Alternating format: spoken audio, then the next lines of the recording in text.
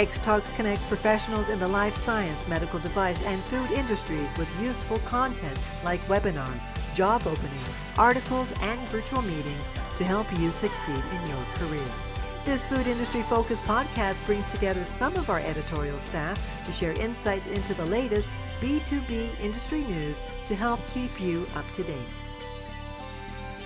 Hello, everyone, and welcome to the Xtalks Food Podcast. I'm Sydney Perlmutter, Senior Food Industry Journalist and Webinar Moderator at Xtalks.com, and this week I'm joined by special guest Pat McCullough. Now, Pat is the CEO of ProducePay, and I'm here with Pat to talk about some of the 2024 predictions for the food industry for next year. Pat, thank you so much for being here. I really appreciate it. Thanks for having me, Sydney. All right. So can you start off by just telling me a bit about your career in the food industry up to this point, along with a bit of an overview of your current role? Absolutely. So interestingly, my father grew up on a farm in Iowa that actually harvested corn and soybeans and was in the cattle and hog business as well. In a very similar path, he went to university, the first one of his kind, and went into business. And that's the story of our founder, Pablo Borquez, who started our company about 9 years ago now. I joined Pablo almost 3 years ago, came in as an advisor to Pablo. I had worked with the lead Series C investors, G2VP in my past, and we really started tag teaming the leadership where Pablo focused on the farms. I focused on trying to build out the back end of the business and frankly, connecting to the other side, which is ultimately retail grocers. And then a little bit more than a year ago, Pablo was leaning out of the role. He really wanted to focus on calling on farms from an executive board director position. So he asked me to essentially swap jobs with him, where I was working for him as an executive director. We inverted, and it's been super healthy. We have a great relationship. We look to rid waste out of the perishable produce industry. That's the primary mission. At the same time, make sure we support farms that have had to carry the majority of the risk associated with weather, crop disease, global fluctuations in prices, et cetera. So we see that as our primary mission. So getting into a little bit of your, predictions for next year, how do you envision blockchain technology transforming the supply chains for fresh produce, like you were mentioning, meat, dairy, and seafood? And if you have any examples or case studies, I'd love to hear them. It's interesting. We're primarily in the perishable produce space, which is quite analog these days. I'll give you some examples. The majority of our industry uses an ERP solution, which was developed well over a decade ago. It's called Famous, and it doesn't even support API attachments. So like if you think about the ability to extract data in the first place to feed blockchain solutions, we're struggling at that part. The perishable produce industry is super behind other food categories and other industries. So we view our role as primarily a data gatherer and a data organizer. So one of the things that we feel is important about what we're doing is we are reaching into order management, order shipment, fulfillment, quality evolution from, planting through development in the field to harvest to shipment to ultimate, sign off at retail grocers. So we're collecting that data for the first time. We don't know of anyone in our space that does this on a holistic way outside of their own verticals. We're able to see across many perishable produce verticals because we are the capital that supports, 60 categories. If you think about the breadth of fruits and vegetables, from grapes to berries to cucumbers to tomatoes to peppers, et cetera. That's what we're up to right now. So I think we're in the early stages is the short answer. And a lot of data accumulation has to happen first, which hasn't happened. So, just in terms of reducing food waste and attempting to do that, I guess you're also, sort of in the beginning stages of doing that. If you don't have all the data there, you don't have the systems in place yet. No, I think we're a little bit more mature there, and that's some good news. There's great opportunities in both these areas that we're discussing, but in the issue of food waste, if you really think about the first principles of the industry, you have fairly stable demand, meaning We eat about the same amount of salads on a Monday as a Thursday. We eat about the same amount of fruit throughout the year. Yes, there's exceptions, but for the most part, demand is stable. Supply is not. Supply does not match the global demand needs for perishable produce. And let me give you an example. If you just think about the grocery store in totality, you have Kellogg's cereal box. Every grocery store has that. The only differentiation is pricing. When you think about the big sticky items that drive loyalty and switching, it's meat, poultry, seafood, and produce. Well, what do we know about harvesting, a cow to create, a beef supply? You can actually do that at varying times. So you can match, the harvest, if you will, of the ground beef to the demand, where you can't pick a blueberry bush at different days of the year. They're ripe or they're almost ripe, and you're starting the process. So we have the most mismatched supply and demand, which drives incredible price volatility. It was studied to be 117% last year across all all perishable produce categories. That includes melons at 400%, tomatoes at 400%, grapes at 200%. And it's because there are surety of supply issues that are the primary buying criteria for big retail grocers. So we are working to advance capital into those supply shortage moments to ensure that we're helping the industry consolidate supply for the benefit of the United States, maybe at the expense of Europe and Asia, because some markets are truly that global. In other cases, we're advancing capital to develop incremental supply, so we ensure those holes are being filled with new supply so that supply and demand can be matched. We're working with a company called 4-Star Fruit on a table grapes program where we are going direct from the farm through them into retail. So we're taking out the open market. We're taking out the speculative brokers and the arbitrage houses that are part of the problem with wildly volatile price markets. So to that end, we're eliminating waste because of those direct connections. I think more importantly, we are asking our farms to invest labor in their fields to ensure they hit those tier 1 specs that big retail can move. When you get into the off tier 1 spec conditions, those generally end up in the open markets. A great deal of that food gets wasted. And unfortunately, in produce, 40% of the harvested fruits and vegetables perish before they're consumed or processed. And then with this price volatility and the brokering and arbitrage in the middle, you have probably another 20% economic waste. So we view a total of 60% economic and physical waste happening in produce. And of course, that's enough to solve world hunger. So this is a big problem and a big issue. And of course, if you're harvesting product that ends up being wasted, you have to think about the impact on the environment, the cold storage until that perish moment. It's a pretty ugly story, but that's what we're keen on fixing. So you got into this a little bit with that partnership you were talking about, but can you describe some of the emerging sustainable agri-tech solutions that you think might be like a net positive for, the environmental impact in business next year?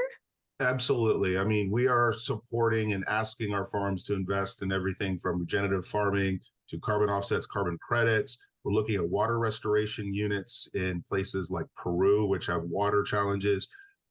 There's also human rights issues that we deal with as part of, advancing capital into emerging markets. So we're very protective. We keep children out of the field. We keep indigenous people from being pushed off land. We protect natural habitats. And we will reject financial partnerships due to those ESG matters on their own. We actually rejected 18 deals this year that we would have done on ESG matters. Now, we don't like to fail a farm because there's an ESG matter. So what we're doing in the best cases is saying, okay, this is a rehabilitation program. Let's get that daycare investment at the farm. Let's raise the wages for the workers so they're not motivated to have their kids, help in the field during harvest. And then we will monitor twice as frequently when we have a rehabilitation type of program going on. But the ESG and the impact side of what we do is a very big deal to us. We have investors that care deeply about this too. We have multiple Article 8 investors from Europe. We have the IFC and IDB from the World Bank invested in us. So we're holding ourselves to the highest IFC technical standards. Now you're talking a bit about some of those ethical problems, and I'm imagining that a lot of the rejections from those 18 offers were due to ethical concerns. But what are some of the challenges in implementing some of these things for next year or any time in the future? Monitoring. We'll be growing from just under 100 to probably over 150 agronomists and let's say warehouse operators that will be in the field monitoring farming practices, monitoring quality, monitoring, let's say sign-offs to ensure that the appropriate parties are fulfilling their agreements. So it does still require some, real people on the ground. We can't take those people out with tech yet, someday, hopefully. But at this point, it requires a fairly sizable investment and a very global footprint. So we're in 24 nations right now, growing to probably 40 to 50 next year, trying to be present in every single global farming location that has any significance for supporting Asia, Europe, and the United States. And how do you foresee, if at all, government policies and regulations influencing or supporting things like this in the future? This is one of the best farms in California. They sell Walmart, they sell Costco, and they have a credit provider walking away from them. We're looking at the credit thinking, wow, I guess we'll have to step in and take all this, but it's almost a national security issue if you think about it.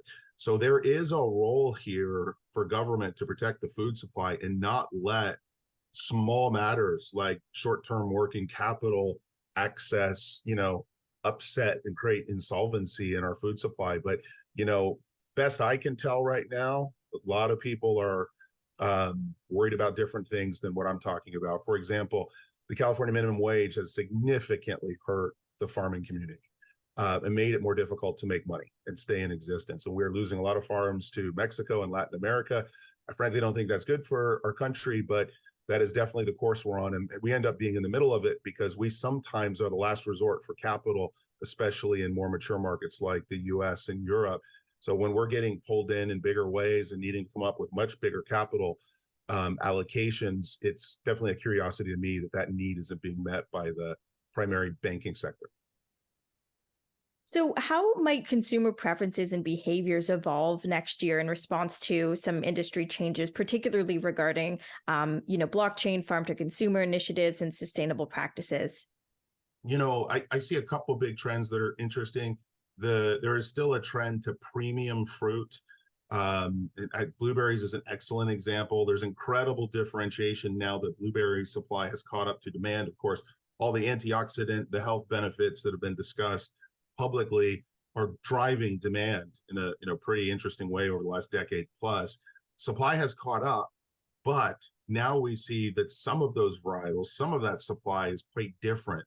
Some of the sweetness, in the different berries is quite different. So we see a huge interest in premium products, and we do see pricing differentiation in most categories for varietal differences. I'm not even talking about organic versus conventional. I'm talking about a pristine grape as an example, or a cotton snap, or there's different varietals of blueberries where there's tremendous differentiation. So I think that's a trend that we have to watch, and we have to recognize that all supply isn't equal. So when we're trying to match supply and demand, it's not just a blueberry, it's the varietal, it's the time, it's the ripeness, it's the, organic versus conventional, et cetera. We see a lot of things happening with supply and investment. So we do recognize that people have gotten more globally oriented in their supply chain. There's good and bad there. We're bringing fruit right now from South America, given it's the winter months in the Northern Hemisphere. So we're bringing in Peruvian and Chilean fruits and vegetables right now. That has to go on sea and go a long way. So there is a big carbon footprint associated with that. Most people don't think about that. They don't realize that when our growing season ends in the fall in the Northern Hemisphere, and this applies to Europe, which is a bigger produce market than the US and Asia as well, that we're going to places like South Africa, Australia, New Zealand, South America for our produce sources. And there's a tremendous cost to that. Now, that also means that there is more potential supply, but there's a cost burden, of course, when you're moving things halfway around the world. So It's very interesting now, the global expansion of produce, and it feels like the U.S. consumer is definitely starting to be trained that I can hit a button on my phone and have something on my doorstep in 30 minutes. And obviously that challenges everybody's supply chain to an even further extent. So having blockchain solutions and having the right level of automation to make those markets in real time link, that demand, from the push of a button in the grocery store on your phone to, the supply chain and where that's coming from, and then adjust for changes, that's a new world for this industry that we're excited about, but it's still to come. Yeah, it's interesting the point about just expecting kind of anything at any time. Do you think that consumers have become a little bit jaded in terms of their expectations? And do you think that if they truly understood, the time, the carbon emissions, and the cost involved in accessing some of these things, that maybe their thoughts or their consumption patterns or habits would change? That's a big question. The thing I think about, this is kind of how I've rationalized it through our experience at ProducePay, is if someone is willing to buy something, there's likely going to be someone in the world who seizes that business opportunity and determines, okay, I am going to grow grapes and blueberries halfway around the world to serve that market, because, blueberries aren't just a summer and fall, consumption trend anymore. So if you accept that, then the job and the thing we've really focused on at ProducePay is saying, okay, we're not going to prevent markets from being made, but let's make them more efficient. Let's make sure that fruit is bought earlier, prior to harvest, prior to planting, in a perfect world, with fixed pricing, with contractual obligations, and that we are matching expected demand, months in advance versus at the last second. And that's a big problem in produce. Most of our market is effectively a spot market, where there's only a fleeting PO and a verbal commitment at the last minute to supply. And if the daily price changes, you may see a farm do something different than they agreed to, or even a retail buyer or a marketer decide, I'm going to go back to the market because the prices fell.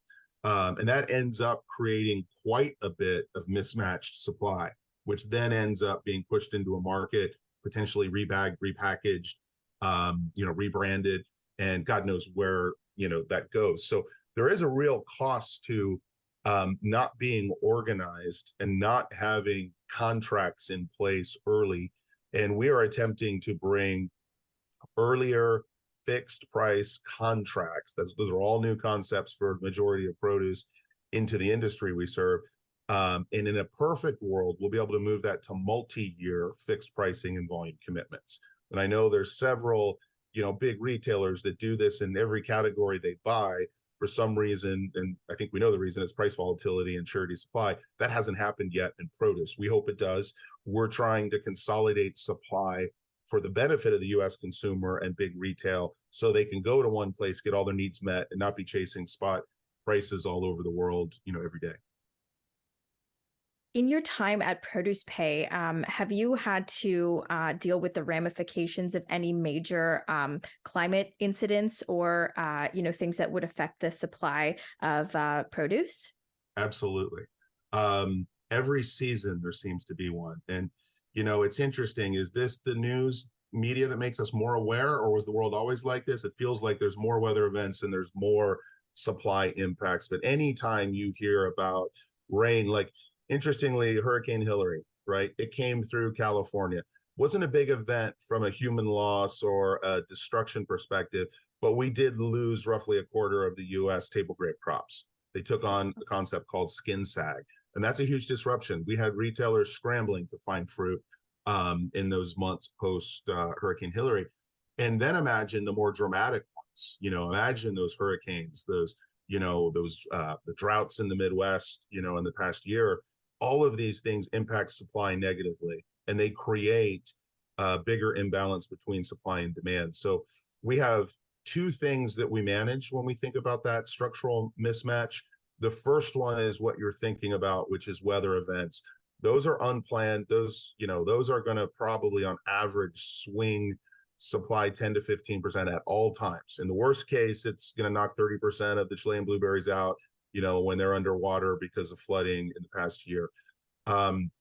But the other one is that structural one where the right things aren't planted at the right place for the right timing to serve those moments where, okay, the South American season ended, we're waiting a month for the Mexican season to come on, and there's a void right there. So both of those two supply surety impacts are ones that we work actively.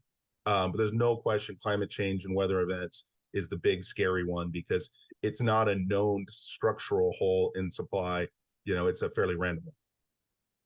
Yeah. Now, in terms of other emerging technologies other than blockchain, how do you see other tech playing a role in the food industry next year and beyond? There's a lot of opportunity. The big thing that we focused on with tech was trust and transparency. There was not the ability to see development of, let's say, a grape on a vine in a field. We have agronomists now that are using optics. It's an app that we built into their smartphones, and they are objectively measuring the length, the diameter, the color, the skin condition through their phone while fruit's on the vine prior to harvest. And then we're cracking skins and getting sugar reads, and then we are matching spec adherence prior to harvest. There was one example last year where a large retailer was working with us. They were out of grapes for 4 weeks. They were desperate to get some grapes in their stores. We showed them slightly off the length spec. The diameter's good, the color's good, the skin condition's good, the sugar's good. And they said, harvest, we'll waive the tier 1 spec for length. We'll take that product, and we were able to serve some demand that would have gone unfulfilled. So, a lot of that quality and creating visibility that we can broadcast through our marketing partners and then ultimately to big retail, that's a big improvement from the past.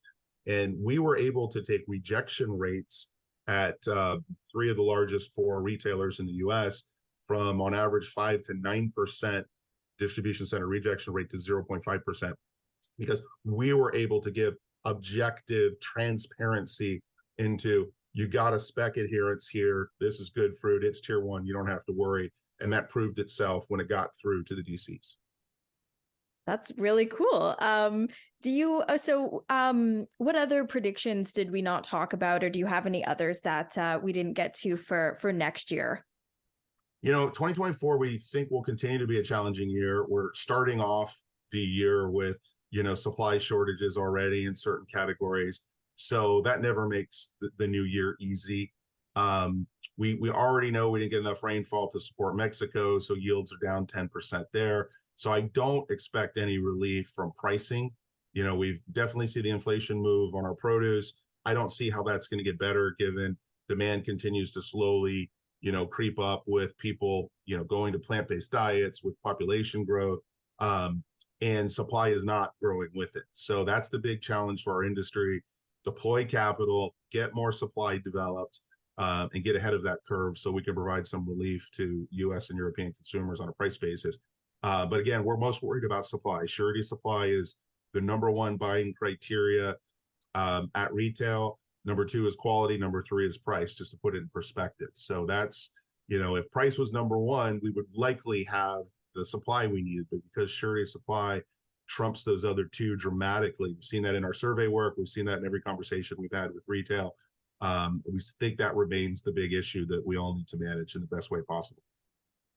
And can you talk about some highlights from this past year? Yeah, this past year was a success as the industry, as you think about the ability to access some produce. Like blueberry growth and supply has been massive, and frankly, the broader berry category, we've seen Moroccan farms, we've seen Peruvian farms really fill some big voids that existed in the past.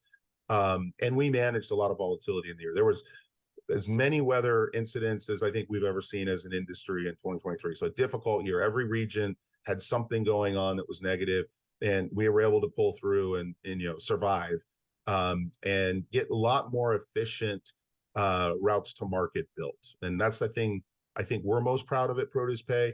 We know we have converted farms from selling to the local open markets to selling direct into US retail. And we're talking about millions of cases of fruit, hundreds of millions of dollars worth of trade. We expect that to be billions next year. But we know we're making a difference on that waste and greenhouse gas emission front when we eliminate those days of cold storage or those extra trips or extra labor to repack when it goes through those open markets. Yeah, it sounds like your company is really thinking about the things that most people don't think about and taking those sustainable, issues into like serious consideration. So that's wonderful. Yeah, that's everything. That's all the questions I had for you. So thank you so much. I really appreciate your time. Thank you, Sydney. I appreciate the time as well. All right. Well, that's the end of this episode of the Xtalks Food Podcast. If you like today's show, don't forget to rate, review, and subscribe. Thanks, everyone, and see you next week. Bye. Thanks for listening to the Xtalks Food Industry Podcast. If you enjoyed our discussions today, please share the episode with your friends and colleagues, and be sure to subscribe in order to be notified when a new episode is released. To join in on the discussion, you can find Xtalks on social media. Email podcast@xtalks.com or comment on the articles directly. Links are in the show description. Take a moment to join our community at xtalks.com to get access to everything we have to offer, including webinars, job listings, virtual meetings, articles, and more. The views and opinions expressed in the podcast are those of the speakers sharing them. They should not be taken as professional advice and do not necessarily reflect the policy or position Honeycomb Worldwide. For further information, email us at podcast@xtalks.com. Thanks for joining us, and we'll see you next week.